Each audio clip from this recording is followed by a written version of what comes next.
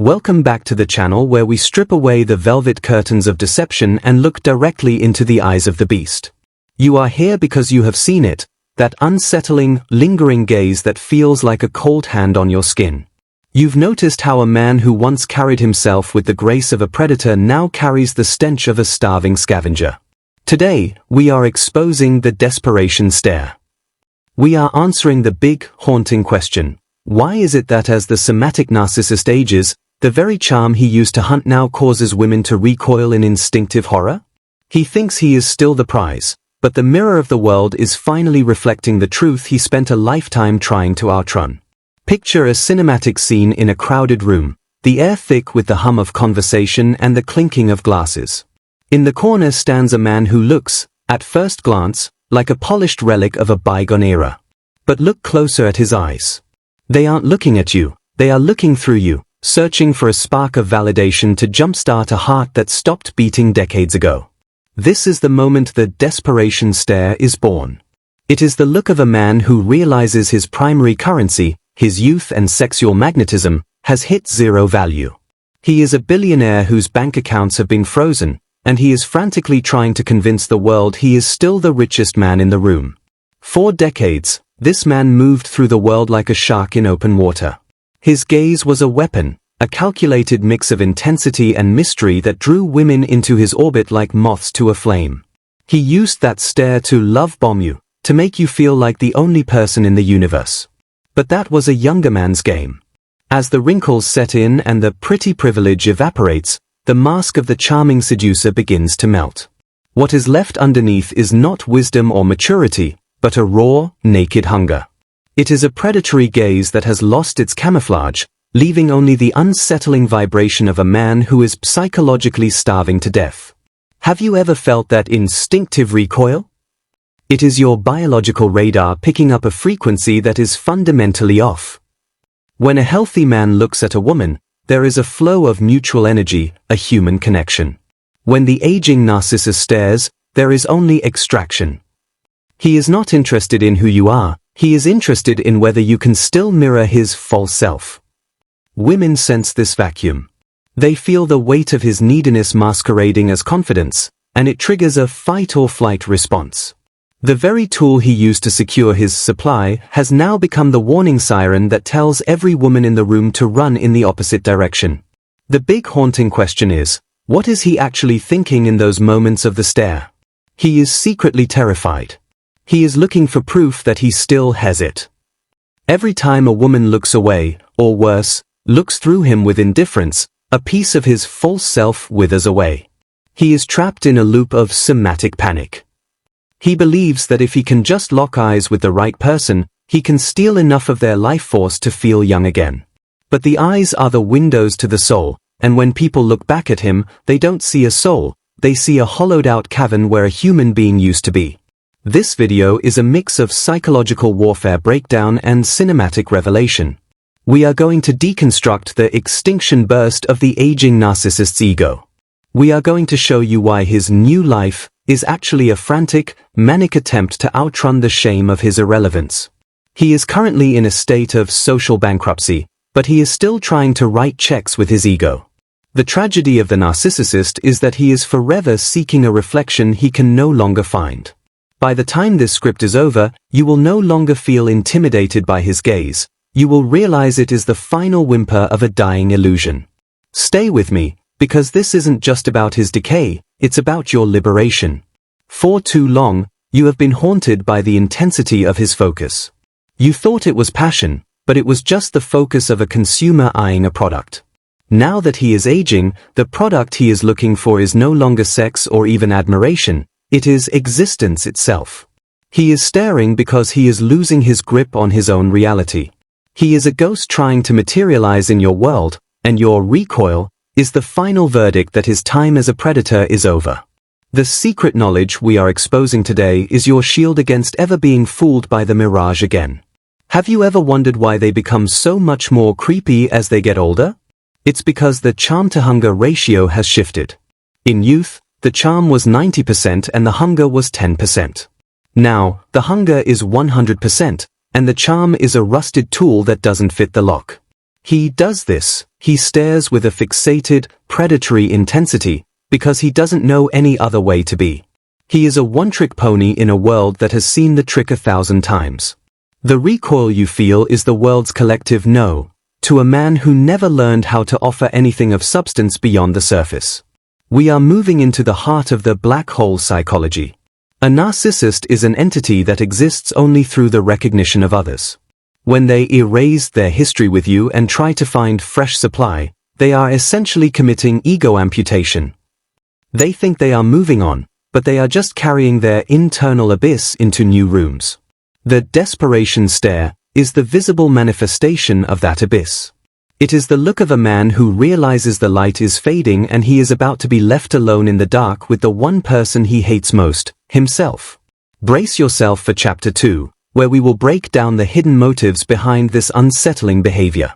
We are going to use visceral metaphors to show you the chaos that reigns in his internal world as the mirage of his youth dissolves. If you are ready to stop being the mirror for his vanity and start being the architect of your own peace, then you are ready for the truth. The narcissist didn't age into a gentleman, he aged into a caricature of a man, and his stare is the final confession of his defeat. The exposure begins now. To understand the desperation stare, you must understand the biological bankruptcy of the somatic narcissist. For decades, he treated his body as his primary asset, his only way to secure supply. He didn't invest in character, empathy, or legacy, he invested in the surface. Now, the market has crashed. He is looking at women with the intensity of a man who has lost everything and is looking for a bailout. His hidden motive is to find someone, anyone, who will validate the lie that he is still the apex predator he was at 25. Every woman he stares at is a potential investor in a business that is already bankrupt. The narcissist's internal world is a hall of mirrors where the glass is slowly turning black. He stares because he is trying to capture a reflection before the darkness takes over completely. When he locks eyes with a woman, he is trying to hypnotize her into seeing the mask instead of the decay. But he fails to realize that the vibration of need is louder than the mask of confidence.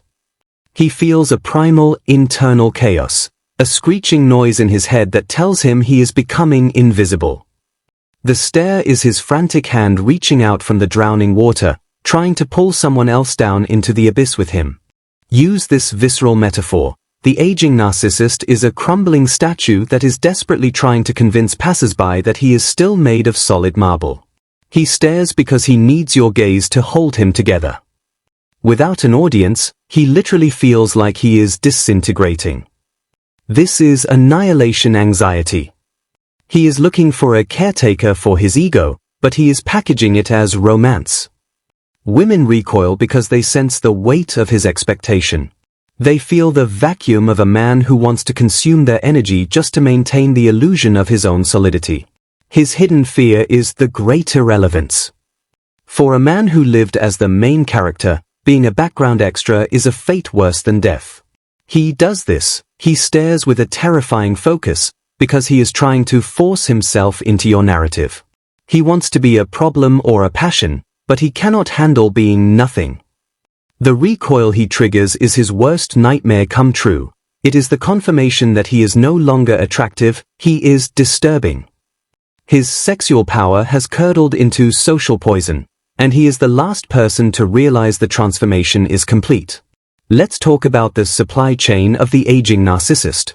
He has burnt out his dopamine receptors chasing the high of novelty. Now, he needs higher voltage to feel anything at all. The stare is a manifestation of this psychological gluttony. He is looking for a high-value target to jumpstart his dead emotions. But because he is vibrating with desperation, he only attracts other broken systems or he repels the healthy ones instantly. He is trading elegance for aggression, and the result is a chilling, documentary-like portrait of a man who has lost his humanity in the pursuit of his vanity. Their internal chaos is like a static-filled television screen that can no longer catch a clear signal. He stares at you hoping you will be the antenna that brings the picture back. He is secretly terrified of the silence. Without the noise of a seduction, he is forced to face the void. He uses the stare to distract himself from the screaming realization that his life has been a series of hollow victories. He is a man without a country, an emotional refugee who is trying to colonize your peace because he destroyed his own a lifetime ago. The desperation stare is also a form of projective identification. He feels hollow, so he tries to make you feel objectified. He looks at you as if you are a resource to be mined. Women sense this dehumanization. They don't feel admired, they feel inspected.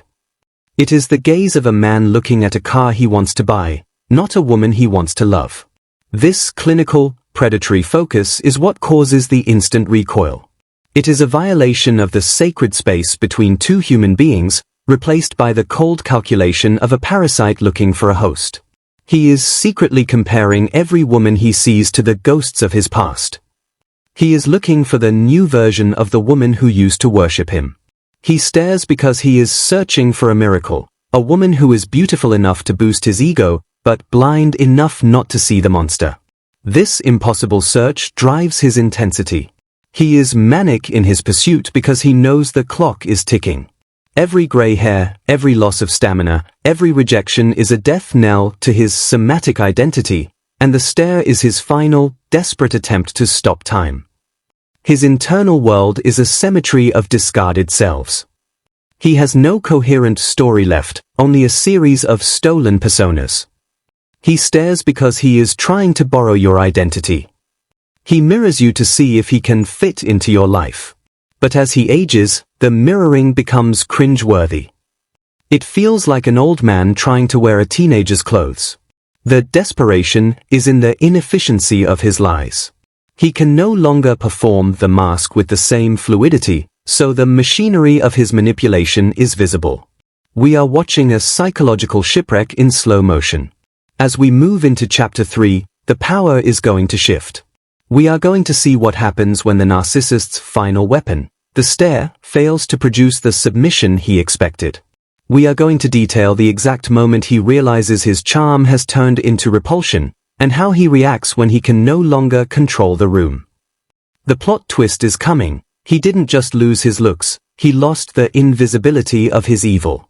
The dramatic turning point begins now, and it is going to be a cold, hard awakening for the predator who thought the world would always be his hunting ground. The dramatic turning point arrives when the aging narcissist realizes that his gaze is no longer a magnet, but a magnifying glass that exposes his flaws. He enters a room expecting the sea to part, but instead, he finds a wall of indifference. He stares at a woman, expecting her to blush or look away in shy submission, but instead, she looks through him with clinical disgust and moves to the other side of the room. This is the psychological plot twist that breaks him. He is no longer the targeter, he is the target of social ridicule. His alpha mask is slipping, and the soyjack underneath is screaming in panic. This is the moment the power shift occurs. For the first time, he feels transparent. He is secretly terrified that everyone knows. He thinks, can they see the debt? Can Marika see the loneliness? Can they see that I'm a fraud?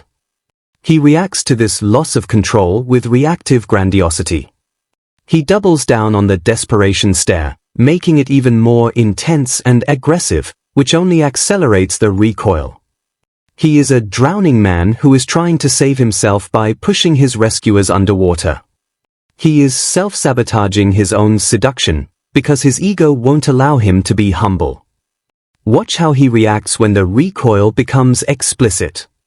When a woman says no, or leave me alone, or you're making me uncomfortable, the narcissist experiences narcissistic mortification. This is not just embarrassment, it is psychological annihilation. He does this, he attacks or devalues the woman who rejected him, to protect the lie. He will tell himself, she's not that hot anyway, or she's stuck up. But the secret thought is a howling void of shame. He realizes that the game is over, but he doesn't know how to exit the stage. Now comes the internal collapse. He starts to project his own obsoleteness onto everyone else. He secretly thinks the world has become soft or ugly or ungrateful. He hates the young for their effortless supply. He stares at them with a poisonous envy. He is no longer hunting for sex, he is hunting for a reason to hate. His desperation stare turns into a death gaze. He wants to destroy the beauty he can no longer own. He is a scorched earth entity, and his presence begins to feel ominous rather than attractive. The shift in power is absolute when he realizes he can no longer triangulate. In the past, he could make women jealous by staring at others. Now, when he stares at someone else, his primary partner, if he still has one, doesn't feel jealous, she feels pity. She sees the pathetic reality of his desperation. This is the ultimate humiliation. To a narcissist, pity is more toxic than hate. He does this, he tries to trigger her, and finding that she is bored by his creepiness is the final nail in the coffin of his dominance. He is secretly obsessed with your new life. If you have left him and are thriving, he stares at your photos with a hunger that is vampiric. He is looking for a crack in the armor. He thinks, she must be miserable. She must miss me. But when he sees the peace in your eyes, he feels a cold, hard weight in his chest. He realizes that you were the sun, and he was just a black hole that was extinguished by your indifference. His desperation stare at your social media is a ritual of self-torture. He is haunting a life he can no longer inhabit. There is a plot twist in his head. He might try a reverse discard of the world. He thinks, I don't need them. I'm better off alone.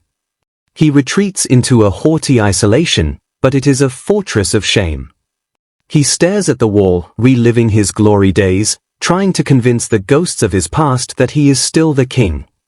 But the silence of the room is the final verdict.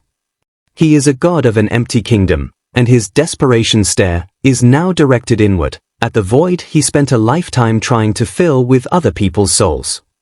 He is secretly terrified of your silence. In the past, your reaction gave him life. Now, your no contact is a death sentence for his ego. He does this, he stares at his phone, waiting for a message that never comes, and the silence is a screaming echo of his own insignificance. He realizes that he is replaceable, forgettable, and small. His grandiosity is a sinking ship, and the water of reality is rushing in through the gaping hole of your absence. He is starving for the conflict he used to use to feel alive. He is decomposing socially. Because he can no longer perform the mask of the gentleman, his true nature is leaking out. He is overly aggressive with waitresses, rude to staff, and aggressively inappropriate with younger women. He is earning the creepy label in real time. He is secretly conscious of the social rot, but he blames the world instead of his pathology. He does this to find respect, but he has ended up with absolute contempt.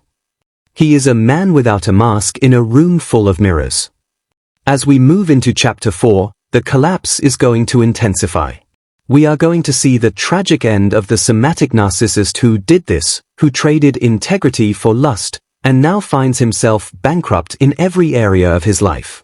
We are going to look at the social isolation, the internal panic, and the final disintegration of his false self. The desperation stare is the final confession of a man who is starving in a world of plenty because he forgot how to be human. The climax of the tragedy begins now. The collapse begins with narcissistic anhedonia, the total inability to feel pleasure in anything that isn't supply. The narcissist has burnt out his dopamine receptors chasing the high of the desperation stare. Now, even if he gets a woman to look back, it isn't enough. The void is larger than ever.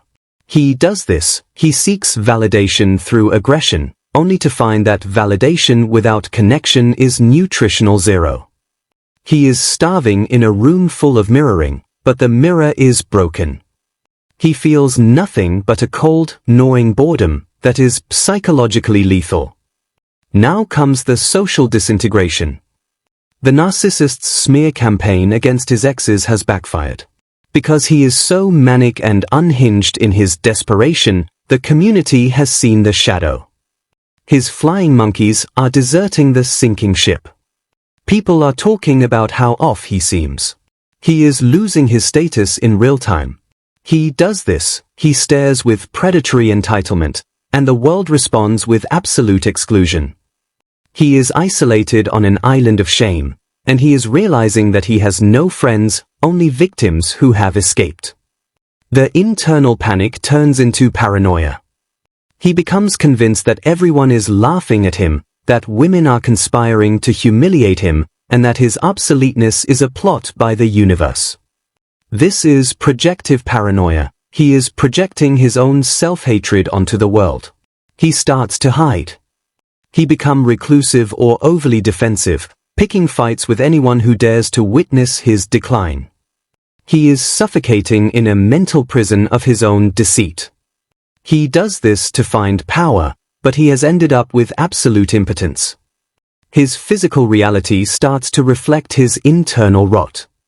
The aging narcissist often experiences somatic collapse, unexplained illnesses, chronic fatigue, or rapid aging. The stress of maintaining the false self is eating him alive. He looks in the mirror and doesn't recognize the bitter stranger staring back. He do this just months after being the king, and the tragedy is written on his face. He is biological evidence of the price of somatic tyranny. He is fading while the women he haunted are glowing, and the contrast is a death blow to his ego. The final discard happens to him. Not by a person, but by the sexual marketplace. He is aged out. He is irrelevant. He do this, he tries to compete with the young men, and the comparison is brutal. He is a vintage car with a blown engine, trying to race against Ferraris. He realizes that he has nothing to offer but old lies and rusted charm. He is starving in a buffet of life because he forgot how to be a guest. He is trapped in a personal hell where every stare is a reminder of what he lost. The tragic end is the total loss of identity. He has told so many lies to so many women that he has forgotten who he was supposed to be. He is a ghost in a stolen suit. When he do this, when he stares with that uncanny intensity, he effectively amputates his own humanity. He is a man without a story, wandering through the social desert, looking for a reflection that isn't a caricature. He is psychologically dead long before his heart stops beating. This is the ultimate karma for a lifetime of using people as mirrors. Watch the narcissistic mortification that occurs when he sees you succeed. When he finds out you have a healthy partner who loves you for your soul, it triggers an ego collapse that is brutal to witness. He feels like you stole his supply, even though he was the one who abused you. He becomes obsessed with your happiness. It is a poison in his veins. He do this, he stares at your new life from the shadows, and realizing that you won by losing him is a humiliation that he cannot gaslight away. He is broken by your peace. The social isolation is the final act. Narcissists are social parasites who need an audience to feel real. As he ages, and as his charm becomes creepy, the audience gets bored and walks out. He ends up as the bitter, lonely person in the corner, ranting about how women used to be better. He have no deep connections, no loyalty, and no love. He have free sex, if he's lucky, but no intimacy. He have followers but no friends. He do this to be free, but he have ended up in solitary confinement. The tragedy of the narcissist is that he is conscious of his own irrelevance. He see the world moving on without him. He see the women he used now thriving in the light while he is rotting in the shadows. This is God's irony or universal justice. The person who tried to be the center of the universe ends up as a speck of dust on the horizon. He do this, he trade reality for ego, and the bill has finally come due. The collapse is total, and there is no new supply in the world that can buy him a second chance. As we move into Chapter 5, we are going to deliver the final truth punch. We are going to provide the emotional closure and empowerment that you need to walk away forever. We are going to show you that the narcissist's tragic end was written in the stars the moment he did this. You are the hero who survived the horror movie, and the monster is currently dissolving in its own acid. The final truth is about to set you free, and it is a cinematic closing that will change your life forever. We arrive at the final truth, the secret knowledge that changes the geometry of your pain. The narcissist's desperation stare isn't a sign of his power, it is a confession of his bankruptcy. He stares because he is empty. He stares because he is drowning. He stares because you are the only real thing he ever encountered, and he is terrified that the void is finally winning. You are not a victim of his gaze, you are a witness to his dissolution. He is a psychological ghost who is fading while you are materializing into your true power. You must understand that his departure from your life was actually your resurrection. 4 years, you were the battery for a broken machine. You were the mirror for a mask.